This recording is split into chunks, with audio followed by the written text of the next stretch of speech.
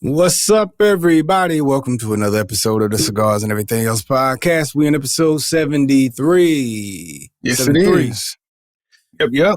Hey, we got any players, man? 73. Some linemen, some offensive linemen. I don't know. You pick them. I'm pretty sure there's a Miami Dolphin who's wearing 73 right now. Getting it in. Somebody with the Kansas City Chiefs, somebody on Alabama or Michigan. I don't know. One of them big boys on the line. Long as it ain't the Lions, man, we good. Come on. Long as it ain't the Lions, we good.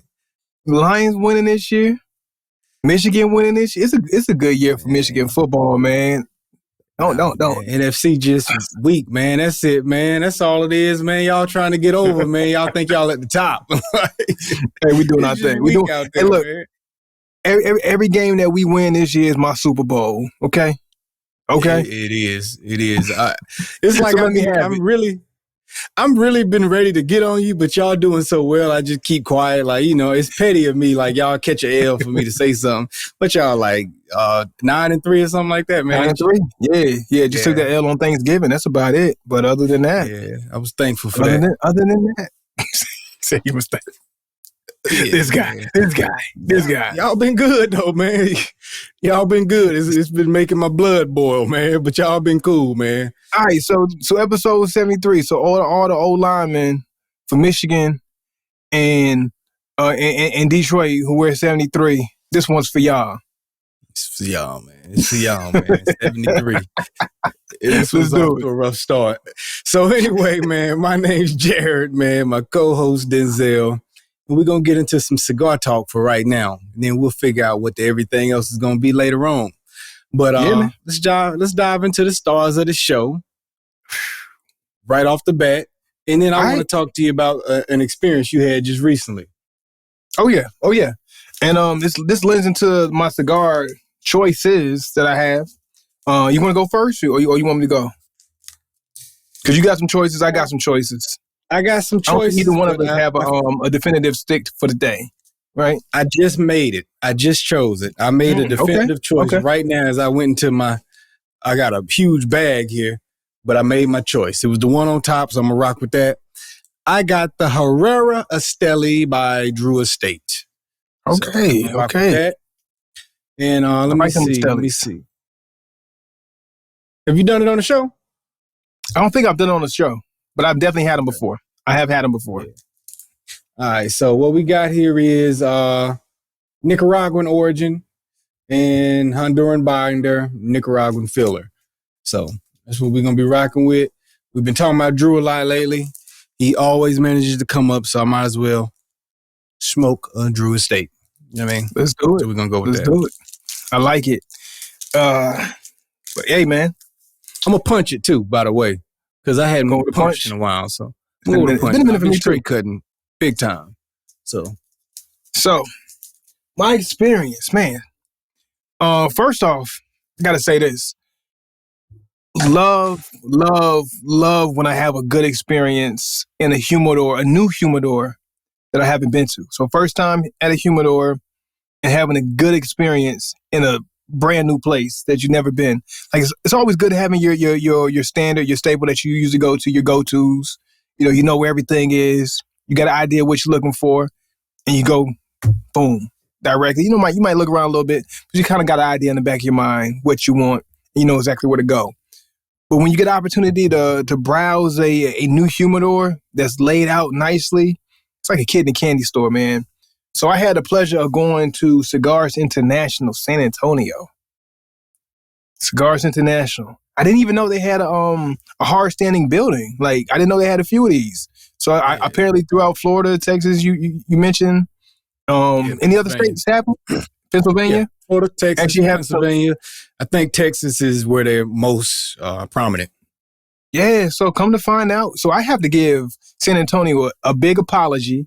Because when I first got here, I'm like, man, does San Antonio not love cigars? Like, where the cigar shops at? I had a hard time figuring out where the cigar shops are. And then come to find out there's several. And not only are there several, there's a whole Cigars International. And this place was laid out. It was laid out. Nice vibe, nice selection, good eatery area, bar area, plenty of seating inside and outside for cigars. The humidor was plentiful. And the good thing I like about the humidor is something that you actually inspired me with was the selection, like selecting cigars that you don't really know about. And they had a plethora of those. So that kind of led to my selections for the day. So Kristoff, I got a Kristoff. I always see them, I never really grab them. So I got a Kristoff. I can't see which one this one is particularly, but we got a Kristoff Maduro. I have a Joya de Nicaragua. Seen them before, but not in a plentiful fashion. So they had a lot of Kristoffs, a lot of Joyas, a lot of other cigars that you don't really see a lot, and they just had bundles on cigars of different styles or different types within the brands. Even some extensions on Oliva that I'm gonna have to grab next time I go. So that's gonna be fun to see, fun to watch. So, and then, with that being said, did they have the lesser known names grouped together and then the big ones together, or was it just kind of intermingling? Scattered out, yeah, kind of just like mingled throughout. I seen some Placencias over here, then a couple brands I didn't know. I seen some Man of Wars and some Olivas, and then a bunch of other things I didn't know. So they had them out, some Oscars, and I'm only used to seeing one type of leaf by Oscar, the one that's wrapped up, and then they had a bunch of other Oscars. I'm like, oh wow. So Cigars International, the one here in San Antonio at least, they have a lot of cigars of names that you don't really hear about, but then have them a plentiful amount with different types of cigars within those brands, which was really nice to see. It looked like it was huge. Is it like grocery store big or is it small? No. It's not grocery store big. It's maybe your cutters, like a Dollar Tree. It might be like two of those. The size of the humidor cutter, about two of those. Because they had one side and on the other side. So about that. Maybe a little bit bigger. Maybe a little bit bigger than that. So, but they had them in there. They had them packed in there though. They definitely had them packed in there. And the last thing I had, took care of their cigars. Oh yeah. All right. The area was nicely from Cigars International. Nicely humidified, nicely ventilated. Sometimes you go into a humidor, you come out, you smell nothing. You smell like just straight up cigar smoke or cigars. Yeah. Like you just like it all on you. Come out Cigars International, you don't even have a cigar smell on you. Might be a good thing or a bad thing because some people want that, that cigar cologne on them. Yeah. That grown man cologne. Or that yeah. Either one, Yeah. So my last stick I had is the Partagas Flor de Tobaccos. It's the 1845 white band. So you said that the two that I picked, Partagas? Yeah, the Partagas. Okay. So this one was price pointed at $17.50. That's the most expensive one I have. Mm-hmm. And I was making a point to grab the cigars of the brands that I didn't know, like in that medium vein between the $10, $8 range, even though they had some that were a little bit more expensive. So both of these are about $8, $9 for either the Joya and the Kristoff. So I don't know where I'm going to go. May I suggest the Kristoff? The Kristoff, okay. Yeah. I like it. Because honestly, Kristoff was my first choice. When I picked it up, it was the first selection I made. Kristoff was the one that caught my eye at first to say, I like this one. This might be a smoke for the day. And then as I was going on, I added the Partagas and I added the Joya. But I think we're going to go with Kristoff. I've had Joya. Okay. Obviously had Partagas. I haven't had Kristoff, but Kristoff is a name I've seen. It's Kristoff. Yep, with a K, right? F-F. Kristoff. Yeah. Yep. I've seen Kristoff, but never had it before. But I haven't seen it like where I can buy it. I've seen it like online and stuff like that. So I'm curious about Kristoff. So similar experience. I've had other Partagas and I've had other Joya in Nicaragua. This one particular is a silver. So I've had both of those brands, never had a Kristoff. So I'm with you on that. Okay. And since I'm going Drew Estate, it's nice to give another brand a look like that. So we can do that. And I got an unknown for next week. Well, not an unknown. It's a known, but I got a less popular brand I can go with next week. We keep it balanced for a little bit, giving everybody a look. You know, and I think that's important. I'm glad you implemented that a couple of weeks ago. To start giving these other cigars a look. You know what I mean? To highlight them and bring them to the forefront, because I'm pretty sure there's a lot of great sticks out there that just aren't getting a shine. Because, you know, you have those more glamorous brands out there. Of course, we always mention Rocky. You got to throw Rocky out there because Rocky just doing what Rocky do. Them out. He don't stop putting them out. He make it hard for you to go buy other brands and stuff, man, because he constantly putting one in your face. And I would be a liar if I didn't tell you that while I was in Cigars International, was I looking for Rocky? I absolutely was. Mm-hmm. But see, that's what happens though, right? For people like myself, right? And this could be an insult to some people with as much experience as me, but I don't go into a shop and like, you know, either I feel like you do one or the other. Either you buy boxes or a case, or either you buy them individually. And if you buy them individually, how many are you actually buying if you're not buying one of the sample packs that come, you know, how they had little samples for five in a bag or something. So, yeah, if you're going just buying every couple of days on your own, how many are you getting at a time? Like me, I might get 2 or 3 at a time when I go in the humidor, and I'm in the humidor every week. You know what I mean? So with that being said, as long as Rocky putting out a new stick twice a month, he's got my attention. So it's taken away from when I can be getting somebody else with these, when I'm only getting like 2 or 3 at a time anyway. You know what I'm saying? So it's like you have to remind yourself to give these other brands a look, or the big boys keep getting your attention. Because you're going to go buy your repeat ones that you say, I like that one. Let me get another one of those. Let me have that for the stash. I feel like that this week. And then the ones you're experimenting on get less and less along the way. So, yeah, I'm pretty much the same. Anytime I go to the humidor, I'm looking to grab about 3. I'm looking to grab about 3 every time, in and out. 2, if I'm in a rush. 3, if I got a little bit more time just to keep looking at, to say, okay, what's going to be I usually end up getting one that I know that I love, a staple, something that might be eye-catching, and then something that's different that I just might want to try. So those are my 3 factors. And a lot of times, Rocky's going to be an eye-catcher, or it's going to be something I want to try, or he's going to be one of the ones that I know that I want in my humidor. So he's gonna hit one of those 3. All 3 factors, right? Gonna hit one of those 3. So there's a good chance that, you know, those guys who are more prominent in the cigar world, that they're gonna grab you at one of those points, just like Rocky does. He's gonna grab you at something that you're interested in, something that you know that you love, or something that you haven't seen before that you want to try, or something that's just eye catching. Drew Estate's gonna do it. Davidoff's gonna do it. Placencia is definitely gonna do it. You know, so sometimes it's hard to step away and just like, oh, let me tear myself away and just go and grab something that I know I never tried, and a name that's a lesser known name. So we're making it a point to get to them now. So I appreciate you for bringing that to the forefront, and then putting it in my mind too to say, hey, let's try these other guys out. So Kristoff, here we go. I need to find out the information about Kristoff real quick. Okay, yeah, that'd be good, man. That'd be good.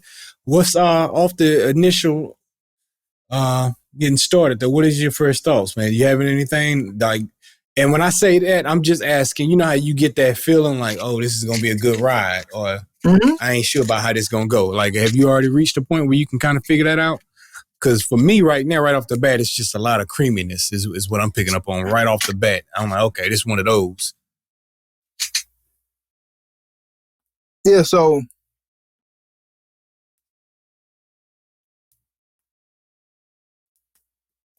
Sorry, I had to put a little bit more fire on that real quick. Yeah, that's always something I look forward to when I light a stick, especially something I never smoked before that I'm trying, is I'm looking for that taste off the rip. You know, kind of see where you're leading me to, how you're introducing yourself. You know, the introduction is important. You know, first impression is always the last impression. Not always true with a cigar, because sometimes you can finish off better than what you start. That is true. But that first impression is important. So with this, it's some solid toastiness. It's that just how do I want to explain it? Just a nice toast. Nice toast. Yeah. Nothing over the top with any spices. I'm not getting much spice. I'm not getting much sweet. Just nice toastiness right now. Nothing really smoky, but just like a nice earth toastiness.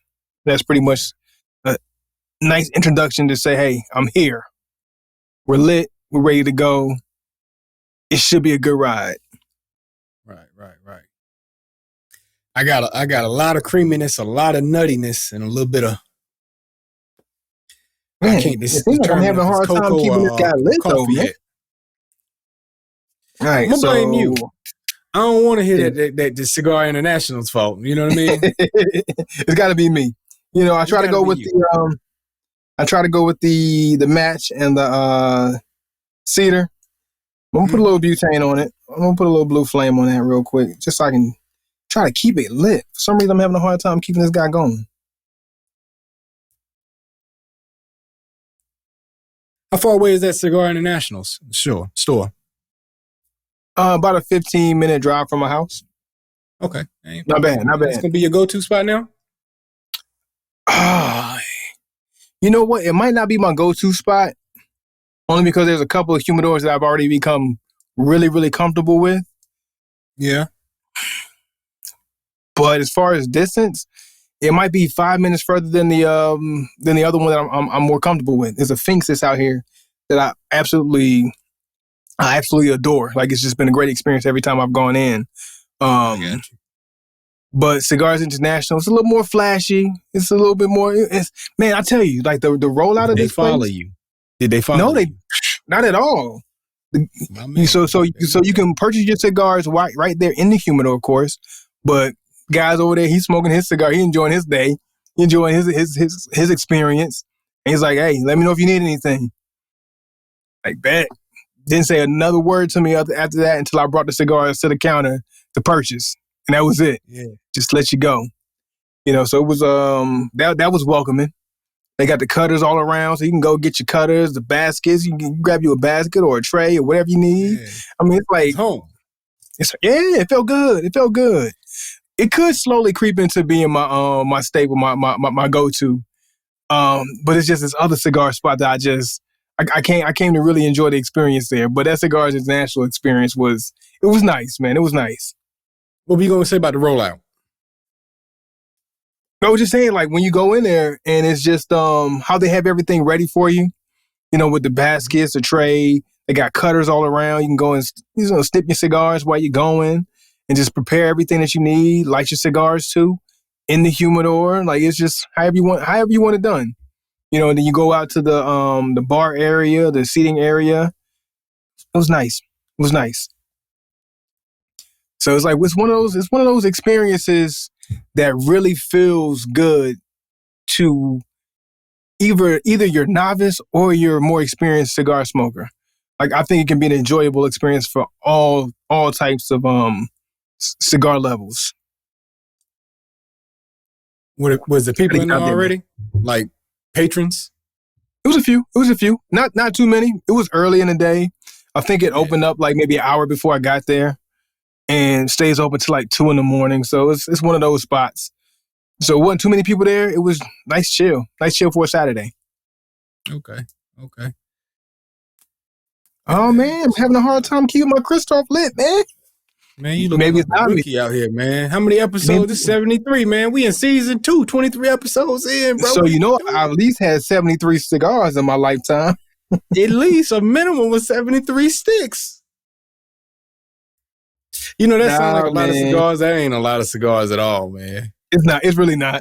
Because honestly, if I was able to smoke cigars in the manner that I want to smoke, I should be smoking 2 a day. 2 a day. That's 2 months worth of cigars, man. Yeah. What are we talking about? Yeah, that's 2 months worth of cigars, man. In a year, you're supposed to be knocking out 700 in what, 20 of those? You know what I'm saying? Mm-hmm. So give or take a day or 2 here. Yeah. So yeah, man. So I mean that leads to something that's always been on my mind, like as far as the ratio of smoke. I know we probably mentioned on the show a few times, but I gotta get my cigar count up. My cigar count is way too low. Way too low for my liking. But now that we're on the subject of this, right? Mm-hmm. This is my question. For those who smoke 2 and 3 cigars a day, that's a lot of time out your day. So when people say I smoke 2 and 3 cigars a day, do they actually smoke 3 different cigars, but you just never finish any of them? Is what I'm curious about. Because I'm not in a stage of my life where I can finish 2 cigars in a day. Yeah. Yeah, barely to the point where I can finish 1 cigar a day. Yeah. Like there's a lot of getting started and then coming back to that cigar another day, the next day or 2 days later. Like hardly ever have I sat down and was able to run through a whole cigar in one sitting. It's almost rare. Yeah, that's potentially 6 hours of your day if you smoking 3 cigars. You know what I mean? Like, So when people say that, I'm always like, I have to ask somebody that does it eventually, man. Do you finish any of your cigars, man? You keep talking about you smoke 2 or 3 a day. How many do you finish? Or do you get to the point of saying, I only like to smoke my cigars? Because I can honestly see that. Depending on what the cigar is, that I don't mind finishing my stick by the time I get to the beginning of the final third. Because some cigars go downhill after that final third. Yeah, depending on what the cigar is, some have a great finish. So you have some cigars that you want to smoke all the way in through the final third because that's where they peak. Some peak at the final third, but then you have some cigars that are going to kind of fall off on that final third. I've had a handful of those. So it depends on your cigar. Like for me, I can consider my cigar being finished by the time I get to that, first few minutes into that final third. First 2/3 like, okay, and you good. As long as you hit your first 2/3, you good with a stick in most cases. What you say. Mm-hmm. See, but from my understanding, I think a lot of that is the final third being kind of hit or miss has a lot to do with a lot of outside factors and then all the heat. You know what I'm saying? That is going throughout the entire smoke, along with factors of upkeep and things of that nature, but I don't know. Ain't that why Nub only do 2/3 of a stick? Because they like that. I mean, that is something that we talked about when we talked about Nub. Nub, they specialize and say, hey, look, this is when the cigar gets good. So we're gonna give you when the cigar gets good. And we're just gonna hit you right with it. We're gonna hit you in the sweet spot. That's the whole point of Nub. You know what I'm saying? And nobody has taken that from them since then. It's like they just Now, for those of you who ain't been following for long, or don't follow us on social media, which we ain't active there, I'm sorry. But our Instagram specialized in a short stick, a weekly short stick. We were giving people information on the best short sticks is out there, and we give you reviews of it every week. It's a good amount of short sticks out there, but it ain't like just a plethora of short sticks running rampant. You know what I mean? Like, it seems like more people would feed into that. You know what I mean? That whole thought process. Because honestly, that was a thing for me that I really like to lean towards short sticks because we only have a certain amount of time. We don't have a lot of time carved out to fully get through the full experience of a stick. So if you can kind of give me a shortened version of a great cigar experience, I'm willing to jump on it. That's why we started looking for those and highlighting those short sticks, the short story, the nubs, and other sticks like that. Because sometimes we only might have a short time to get through all of the things that we love about a stick and minimize that era of getting to that great moment. Because sometimes we get to that second, third, and even on the show, a lot of times when we finish our show stick and we get to our review, we've just tapped into the second, third. And then we put our sticks out. When we might come back to it later the evening of the day that we did a show, or the next day, and then the cigar, the integrity is not the same. Yeah, because a lot of times mine is just sit on my my ashtray. I'm gonna be honest with you. No, you said it. A lot of times mine will be still on my ashtray. And I just pick it up and I just go for it. I don't always put it in a bag, which, I mean, that's honestly, I know I'm not the only one. I know I'm not the only one. You be clipping it? I clip it, yes. Yeah, I clip it. Not all the time. At least 75% of the time. 75% of the time I'll clip it and I'll sit it on my ashtray and I'll come back to it. Because 9 times out of 10, I'm planning on smoking it later that evening. Like I'll come back to it in the evening and I'll finish it off then. If I'm doing it the next day, sometimes I'll try to put it up. Sometimes I don't. Being honest. Being honest, man. I'm the same way, man. But I ain't want to put that out there. They ain't got to know that about us. Oh, you could have let me take the heat. I could have took the heat on that one. Hey, man, you already put it out, man. I felt guilty, man, leaving you out there by yourself, man, carrying that cross, man. I had to get up there. Come on, man, give me this side, man. I carry it with you, bro. I'm with you. Yeah, man. So check it out. But them short sticks, man, they last an hour too. They actually do.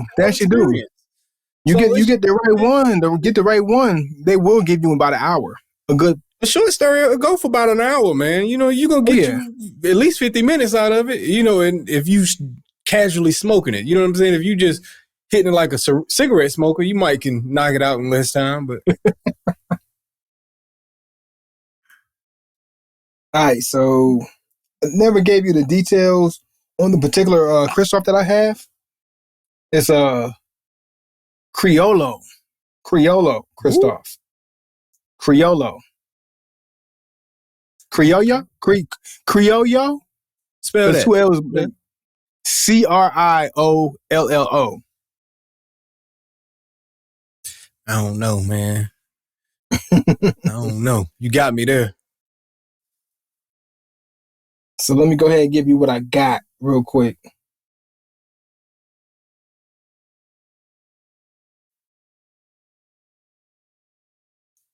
So just to give you the profile on this one is supposed to be a more spicy stick, but I'm not getting that off gate.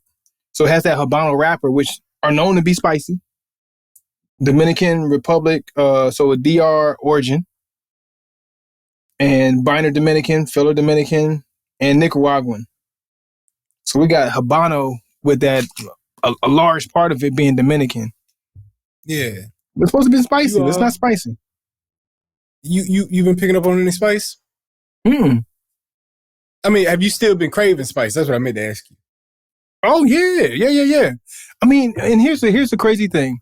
I think now in our cigar experience, as we've been experiencing different types of cigars, like I had the diesel whiskey roll, and I kind of have that craving for that smokiness. I almost picked up another diesel today. Almost picked up another Man of War today too. Almost did it. You all out of them? No.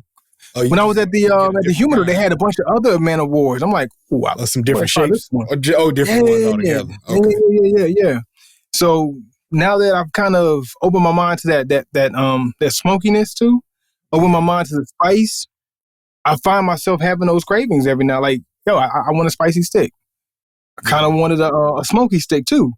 So it's like I want a full array. It's like I'm to the point of wanting a cigar buffet. You know what I mean? Like not oily yet though.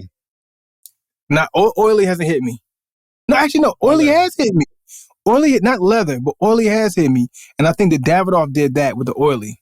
Because Davidoff does have an oily stick that the Royal Release, but it's nicely done. Only thing is I'm careful because I don't know how many other people are going to do that oily cigar like Davidoff is going to do it. Yeah. So it's like you got to inch into it carefully. You got to be cautious. Yeah. Got to be cautious going into that because not everybody's going to do it to that high quality. Yeah. But see, that's the thing, man. Like last week when I had the stick, I increased the score on my stick last week because the oily and leather kicked in and it was done well in a way where I was like, okay, I like that. I'm still not craving oily or leather either, but at the same time, I'm at a point where my palate is open to that if you can do it the right way. Before I used to be anti that. And maybe this is a conversation to say revisit our boys, you know what I'm saying, at Gurkha that we just keep insulting. I don't know. Hey, you know what? I'd be willing to do it. We went back and revisited Break House, which I'm still not a fan of. Not a fan. It wasn't as bad as my initial experience, but it still wasn't great. But as we mature, maybe, it's like going back and thinking about your first time having a drink. an alcoholic beverage. And it might have been probably the worst thing you ever tasted. But then now you go back, it's like, it's not that bad because your palate's kind of matured a little bit. So it's like, oh, it's not that bad. But then at the same time, no dig to E&J, but E&J is still E&J. Yeah. You know what I mean? Yeah. E&J is still going to be E&J. E&J is still going to be a certain level of brandy that is just not going to be, to a certain caliber. Hey, it's just not. You insulting a part of our demographic here now when you say E&J. I am. They're going to be insulted by that. But look, I say that affectionately though. So if you're offended by me saying E&J, you got to know my history with E&J. I drank a ton of E&J in my time. E&J was my friend at one point in time. You know what I'm saying?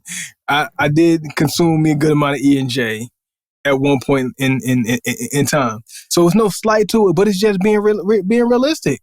Any liquor house or liquor store that you go to, where you gonna find E&J? Towards the bottom shelf. You're gonna be looking below your knees. You're gonna look down. Look down, they go that E&J, that Erkinger down. So they're already telling you. E&J is already telling you we are here. So it's just sometimes you just gotta understand it. You gotta know what it is that you're engaging in. And you understand what level, what caliber of what it is that you're smoking or that you're consuming. So no slight to them, but it's just understanding what you are consuming. I got you. See, hey, me and E&J had some nights, man. Yeah, man. Everybody done had some nights with E&J at some point, But that's what I say. Some of y'all still having nights with E&J. Y'all need to move on now. Get off them E&J nights. Yeah, man. There's another side of the window, man. If you just go look through the window, you'll see you on the wrong side of the window, man. You can cross over, man. You can do better. We're in the age of opulence now. We're not gonna keep doing the E&J on y'all, man. Y'all got to understand. Age of opulence. New times around here. Hey, let's switch gears a little bit, man. Mm-hmm. So let me ask you a question. On the internet, there's always new trends and new things that are developing, man. Are there anything that's out there that you seeing people are beginning to do online that is a trend that you like, that gotta go? I'm opposed to that. That's gotta go. When we gonna get off that? Or that's whack. You know what I mean? You know what? Grinds your gears. Shout out to Peter Griffin. Yeah. Honestly, man, I'm at this weird place to where I haven't seen anything egregious. So maybe nothing that's hit me yet, unless you can point it out to me right now, that really throws me off and say that's gotta go.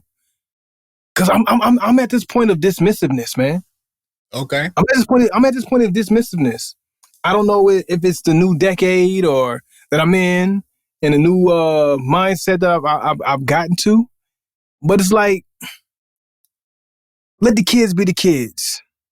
Let the young adults be the young adults.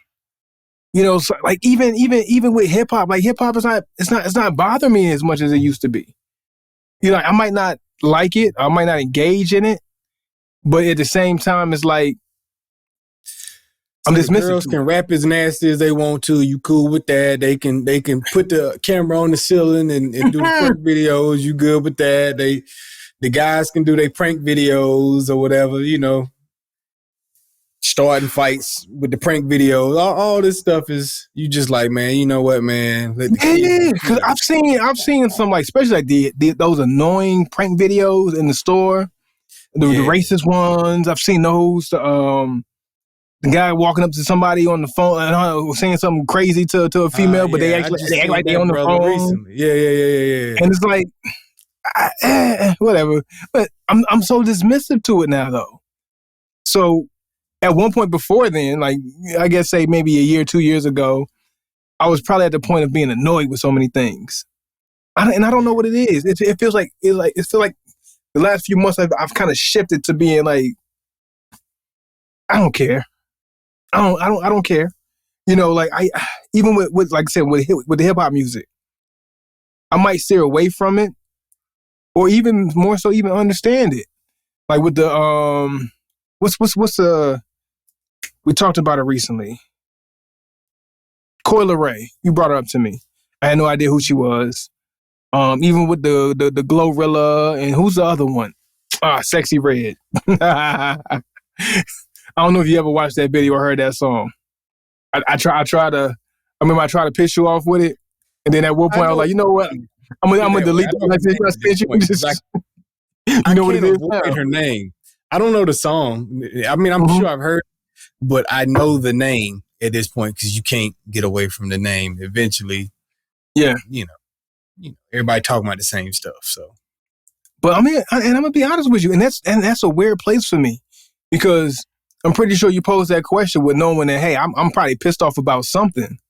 Yeah, but I was watching Charleston White doing the podcast with Cam Newton, and he was going off about everything and this and that, and I'm sitting back like, as much as a activist as I used to be, I used to think with that activism mind. I still do to a sense, but it's like I'm trying to navigate where I get in now because I don't respond the same. At one point, I would respond like a Charleston White, like how he was so pissed off about this and that. I don't get this, man. F that guy, F this guy, F what they doing over here. Why they got to say this and why this is this like that. I'm like, I just at this point, it's like, what's that? I'm putting you on the spot. What'd you say? You gave up on us? I might have. You know what?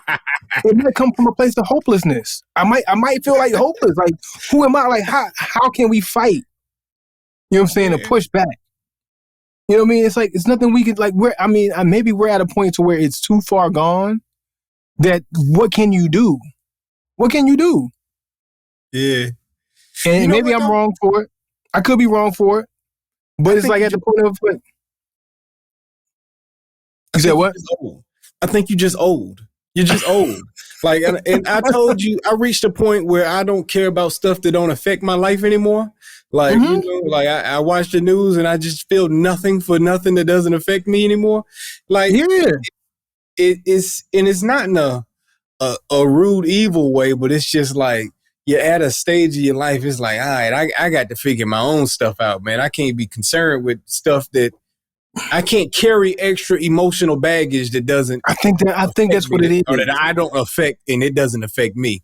But I say you got old because you lose a lot of your fight when you got all that fight in you when you're young. This is injustice. This is wrong. This is that. You can just carry all this baggage around when you're young. Then when you get older, I think you emotionally, you just like, I got to relieve some of this stuff off of me. So I can only control these things in my household. Let me control these things. And the rest of this is like, it's for y'all that still got fight in you. You know what I'm saying? I ain't got no fight left. That might be what it is. I might be at a point to where I'm clearing things off my shelf because I only have a certain bandwidth for certain things. As you become older, your bandwidth gets a little shorter, a little smaller. You only have tolerance for certain things. You only have enough energy for certain things. So how do you get to the point of accomplishing what you need to accomplish, but then still worrying about this over here? And not saying that you shouldn't. I'm not saying that you shouldn't. If you got the energy and you got the space, you got the time for it, absolutely, go for it. If that's your passion, go for it. You know, if you can right some wrongs, go for it. So I'm not one of those people who are saying, you know what I'm saying, just the world needs to go to calamity and whatever happens, and whatever goes down and just let people be. But it's like, how much fight can you have? You see so much changing over the world, throughout the world, over all the years, all the decades. You know, you're talking about seeing life from, and I'm saying like we're old or anything like that. We're not completely old, but we've seen enough. We've seen the 80s. We've seen the 90s. We've seen the 20s, the 2000s. We've seen the 2010s. We've seen the 2020s now. You know, we talking about 80s, 90s, 2000s, 2010s. We're in our fifth decade of seeing life. You know what I'm saying? And we've seen the trajectory of where things are going, how far we've come on certain things, how far away, how far gone we've gotten on certain things. And it's like, what can you do? What can you really do? You know, how much influence and control do you have over the masses? Not saying you don't have control or influence over your personal circle, you know, and your personal reach, those you can reach and touch in your personal communities.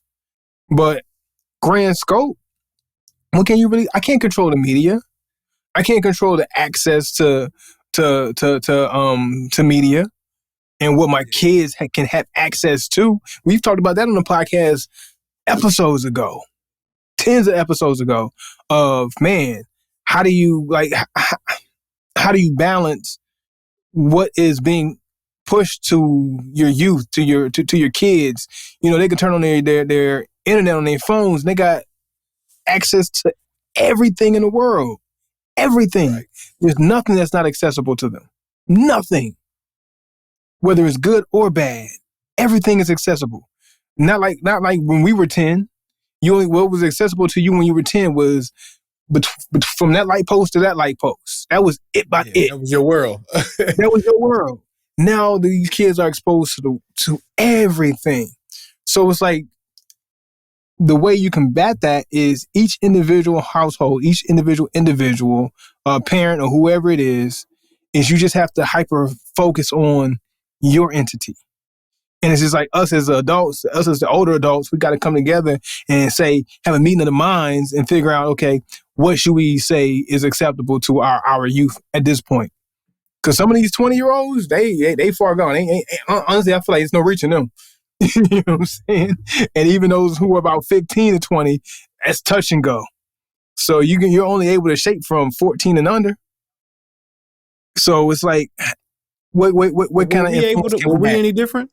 Let me ask you that. Were we any different?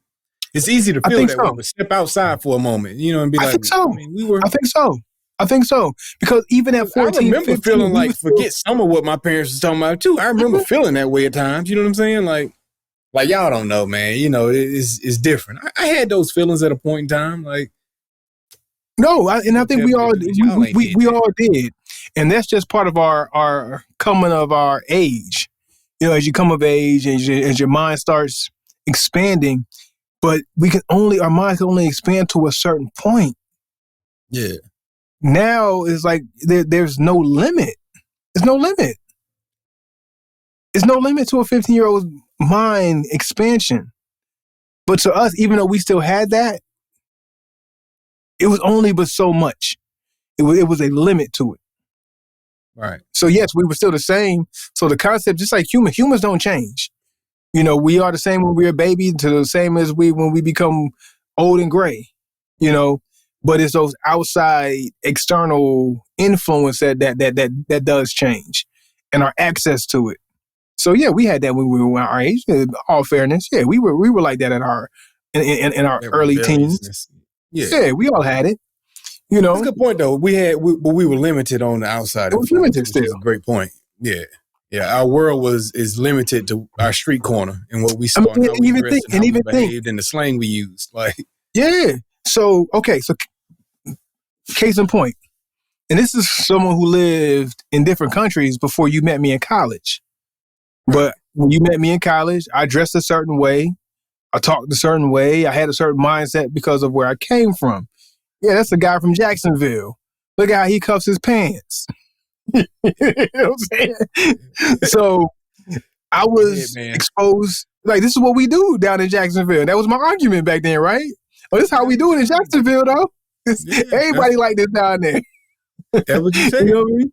You had your headband and your cuffs, man. You know what I'm saying? And that's what y'all did. Like, that's what we did.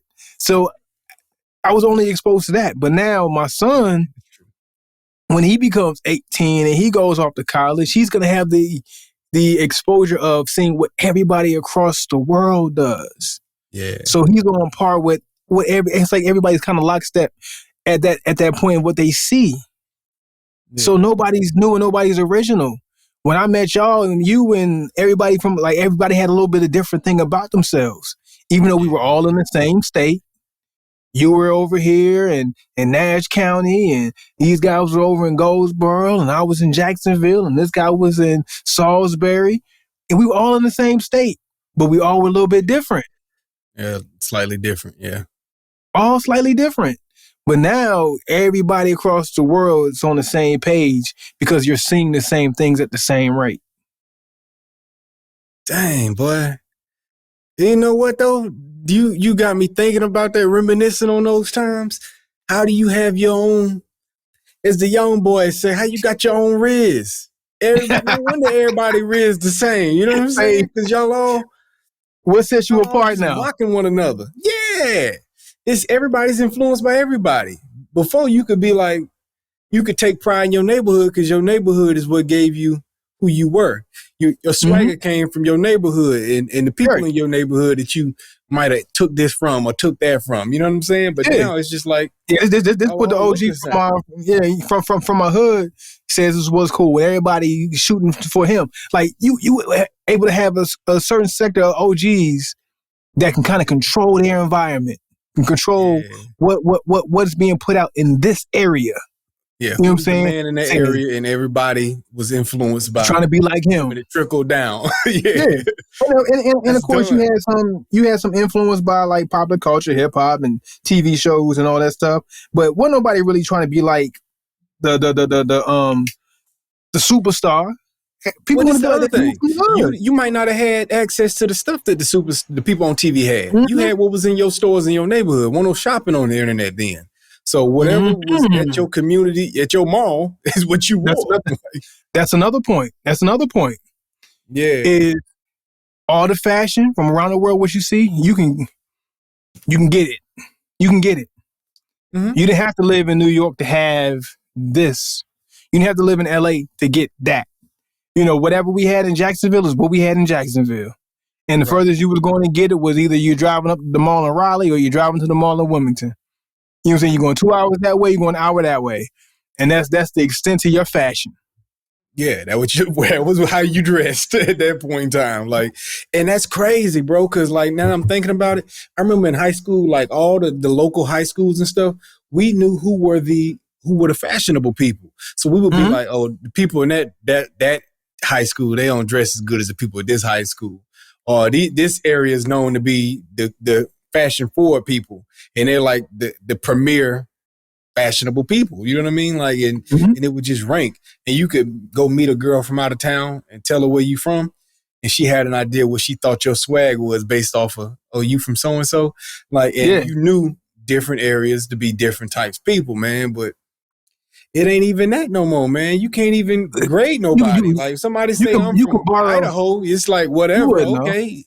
Yeah. And the thing is, you can borrow slang from all over the place. Before, if you come from out of town to somewhere and they're saying a certain thing, you might not ever know what that means. They're speaking a whole other language. You have no idea what that is in DC. You have no idea what that is in Mississippi. You have no idea what that is in New Orleans. Because the access to it. But now I can talk like somebody from Philly and never been to Philly before. I can talk like somebody from Cali and never been to Cali before. True. It's true.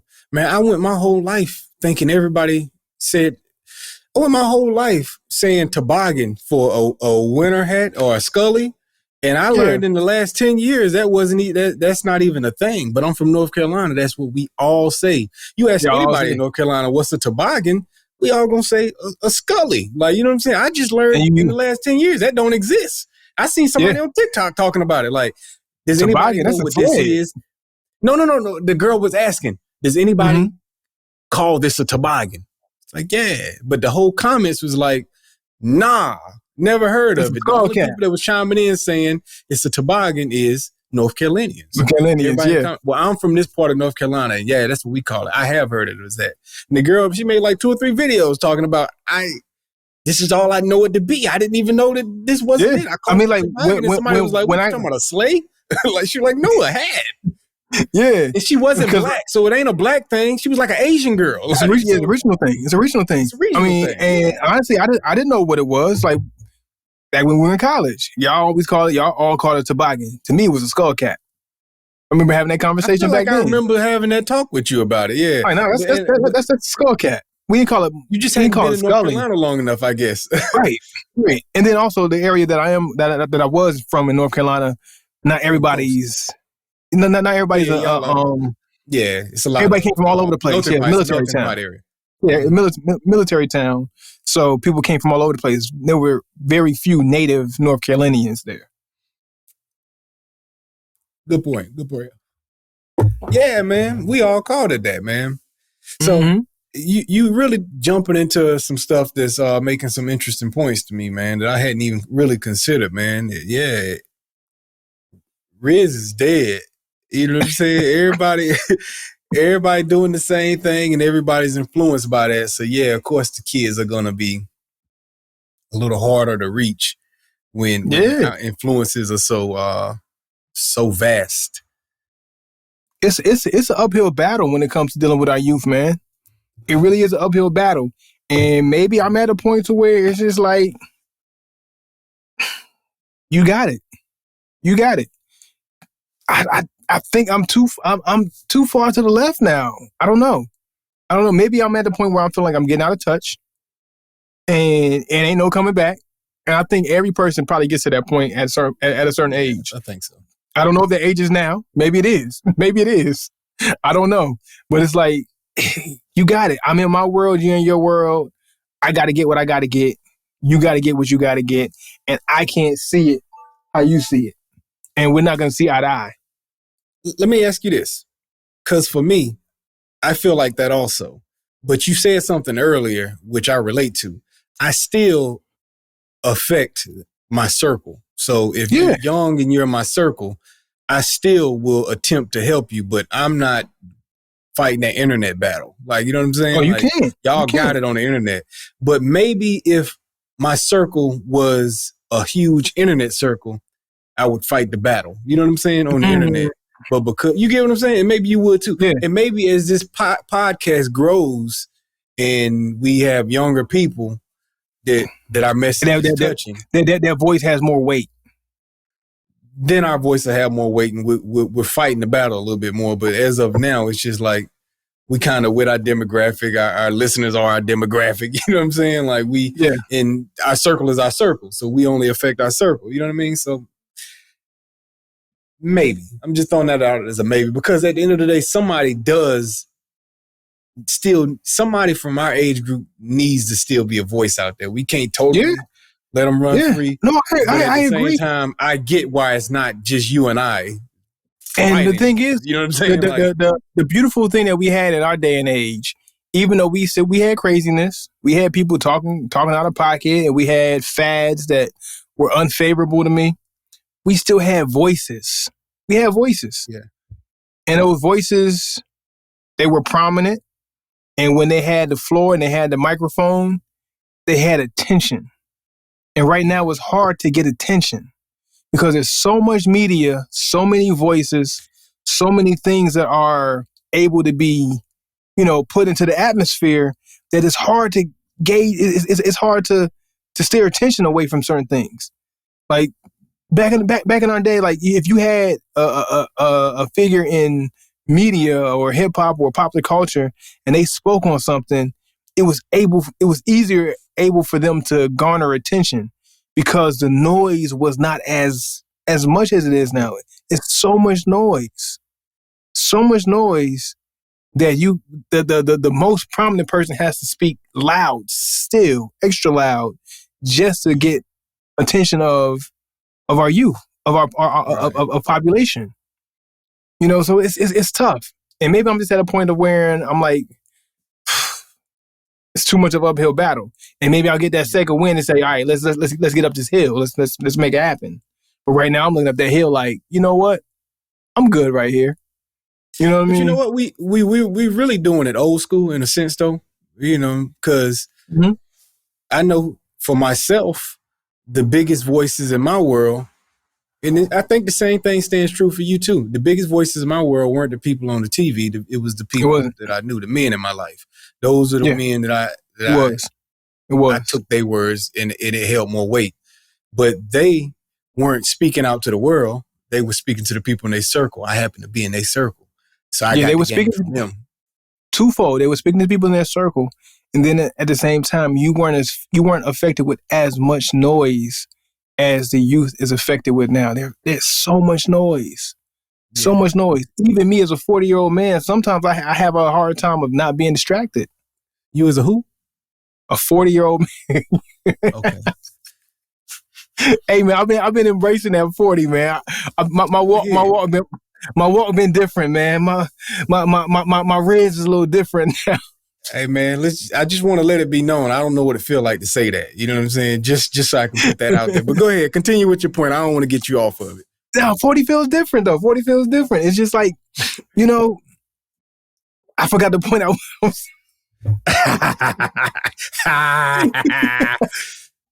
Hey man, let's review these sticks, man. Let's review them, man. But there's so much noise, man. So much noise. I was saying before we get to review, yes.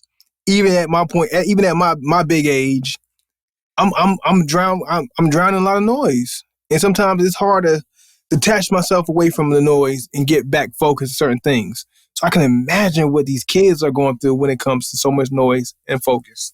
That's it. That's all I had to say. Now imagine, and on top of that, you say as a 40-year-old man who's secure in who he is, who knows who he is, has his own values, his morals, and got all that stuff figured out, versus a kid who's still trying to figure out who they are in this world, watching all the noise.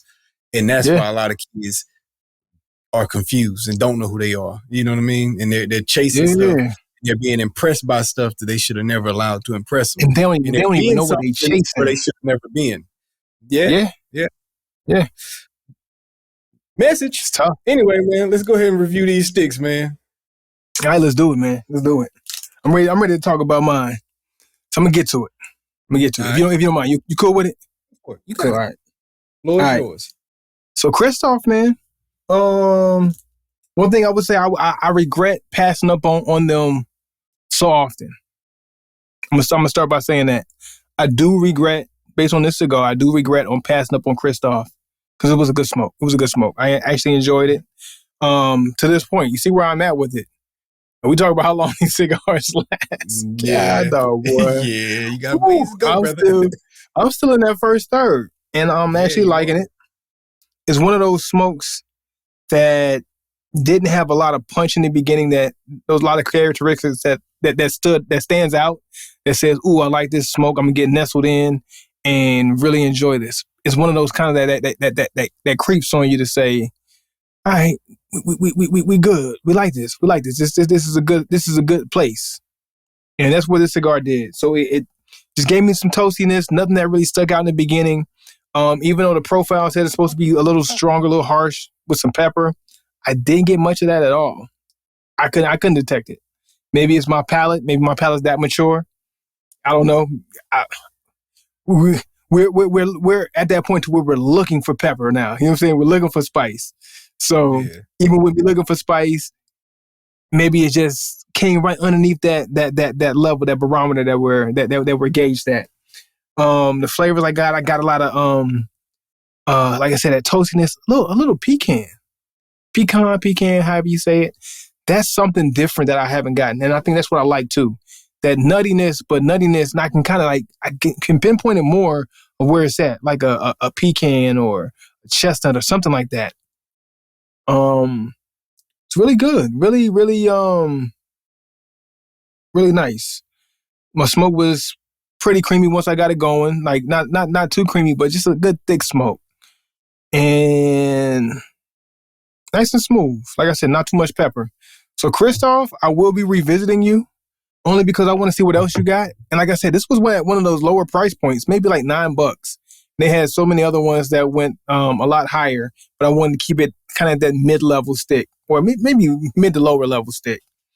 I'm not going to give it a 4, but I do see the promise of where it's going because it's one of those cigars that seem like it's going to go up from where we're at. Start off here, nice and easy, and it's starting to go up. I'm going to say right now where I'm at, and we see where we're at, still in that first third, about to hit that second third, and probably maybe about 10, 15 minutes. I'm going to say 3.8. 3.8. Okay. Nice solid score from 1 to 5. 3.8 is good. For me, I'm going to go ahead and get into the review of this Herrera Esteli. You see, I'm about this far in, so I'm getting into I'm in my second third here at this point in time, but early into it. For me, I started off the stick. It had a lot of thick, clean, creamy smoke that I was picking up on. A lot of nuttiness in this stick. I also picked up on a lot of coffee notes in there, which came together almost as one, where it felt like one note at a point, but you can tell the difference between the two. I picked up on some cedar on it. I'd also say on some of the initial draws, I picked up on just a very slight amount of spice, which always can be confused with harshness upon lighting your cigar up. So you never can tell. It didn't stay around long, so I don't know if that was a part of the actual stick or not, but it was there. At this point in time in the stick, I'm picking up on a lot of earthiness within the stick, and that's kind of where I'm at with it so far. Now, as of this point, because I have had a lot of different notes and they did do everything well, it will reach the coveted 4, but it will stop at a 4. 1 to 5, I'm going even 4. Even 4. That's still solid. Like you said, coveted 4. Hit a 4. That puts you in a class. Yeah, you are. And that's the stamp. It's a stamp. And a 3.8 to get that close to it and to be a brand that we're unfamiliar with is also a nice thumbs up. You know what I'm saying? For that brand, whether people realize it or not. Because you can easily hit that 3 number in the front and think that it's, okay, that's just the average stick. No, that's above average. Like no, even is average. Yeah. Anything 3 is above average. 4, you're coveted. Like you're at a point to where like, it's just, this is solid. But one thing I did want to point out before we get off here, where it lost points with me. So we talk about aroma a lot. I meant to mention this. We talk about aroma a lot. It misses me with the aroma. I tried my best to light it with cedar, with a match, all of that good stuff. And Kristoff, with this one right here, this one in particular, that aroma does not hit me where I want it. And that's probably why I'm definitely giving it mine in the 3s, because I look for aroma a lot now. I want a good aroma when I'm smoking my cigar. And this one's just not quite there. Not quite there with the aroma. The flavors on the palate, great. Aroma for the overall ambiance, it's a miss. I will say that. Sorry, Kristoff, because I know I gave you a 3.8, and now I'm bashing you at the end before we get off. But that's very informative. You know what I'm saying? Because that's a way of knowing why you missed being to that next level to put you amongst, your highest peers. Aroma is important to me. It is important to me now. I love once you experience a cigar with a nice aroma, because a lot of cigars don't really get you that aroma that you want. There's a certain class of cigars that get that aroma, but once you experience that aroma, that just heightens the experience just that much that I look for it. Like I gotta have it almost. So, but I can't appreciate a cigar that doesn't give me the aroma that I want. Well, get this though. I mean, cigars, that's part of the experience is taste and smell. You know what I'm saying? That's the main senses that we're using in this. So you always want to make sure that you got those two. Those are imperative. And on top of that, it ain't nothing like walking by somebody's house and smelling, stick being like, oh man, they got it going on in there. Yeah. You're right about that. Yeah. Because you can smell the atmosphere like, ooh, somebody's smoking a cigar. I be getting that when I'm running. Like, I got to smoke me a cigar when I get back home. I like that. I'm going to light me one up. Right. Hey, y'all, that's episode 73. It goes to some random linemen for any Michigan football team. Hey, we appreciate y'all for tuning in to this week's episode of the Cigars and Everything Else podcast. Keep your sticks up high. Yes, sir.